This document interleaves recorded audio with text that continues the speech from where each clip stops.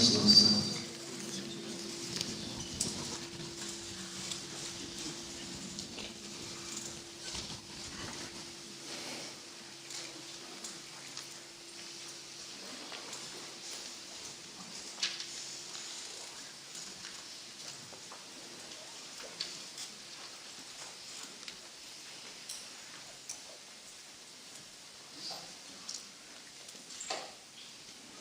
And trust is something that we cultivate. We should cultivate. And it is based on our experience.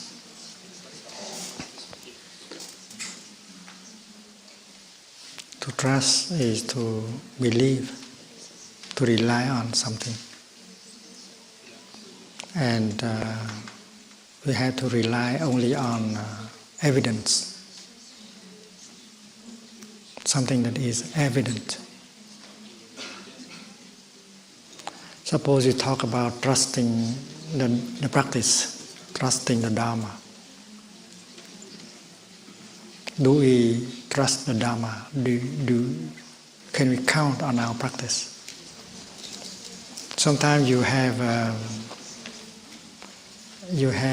doubt about your practice, about what you learn from the Dharma. But that doubt does not mean that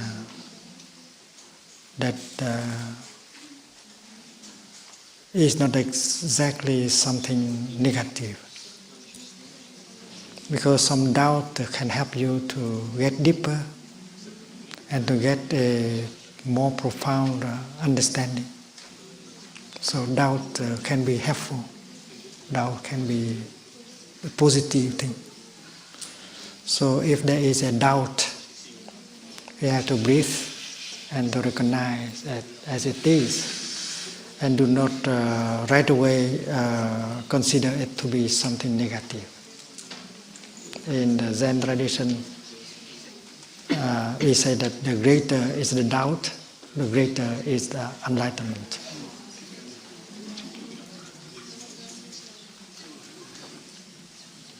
And that is the first thing we have to do. And then we have to learn how to recognize the evidence and to establish our trust. Like the practice of mindful breathing.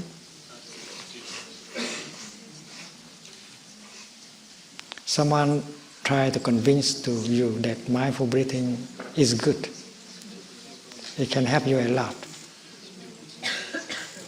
But you don't have to believe him right away. You have to put into practice and to see whether it truly can help you. And that is what the Buddha said. Don't believe right away in something, even that something has been said by a famous teacher. Even that something is written in the Holy Scripture. That's what the Buddha said.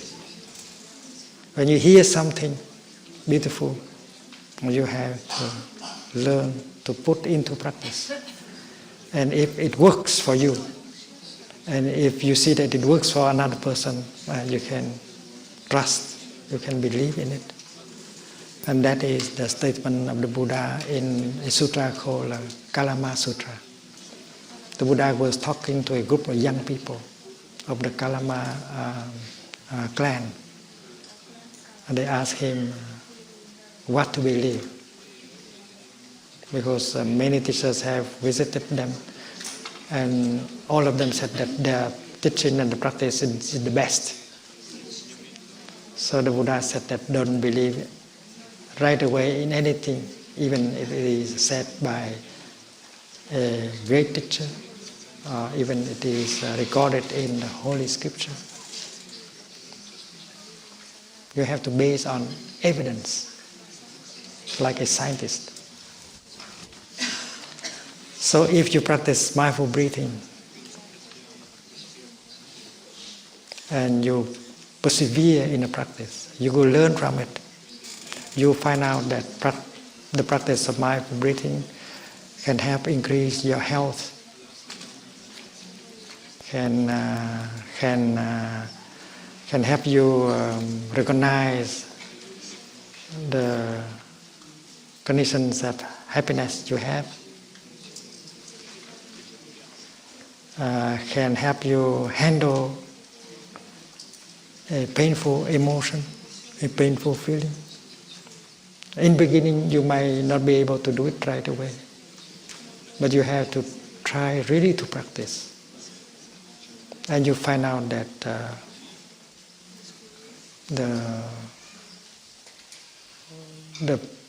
the practice works, and you have trust in the practice. And when you have trusted the practice, you trust yourself, because it's you who have done the practice. And you say, I am capable of doing that. And when you see a person who suffers, practice the fourth mindfulness training, say something, do something to help him or her suffer less. And you try to do several times. And one day you see that it works. So you believe in the practice of fourth mindfulness training, and you believe in yourself. You can do it. You have the capacity to make one person suffer less. You have the capacity to make you suffer less. And trust is built in that way. Experiencing, practicing. And we know that in principle, our ancestors have handed down to us many good things, many good seeds. It is for us to discover these good things and allow them to manifest. The seeds of understanding, the seeds of joy, the seeds of forgiveness, the seeds of compassion are all in us. And we hear the Buddha say that we have these good things in us, but we have to practice in order to really recognize them as existing. And sometimes they have manifested in the past. And if we practice well, they will continue to manifest better in the future. And that is the way to cultivate trust.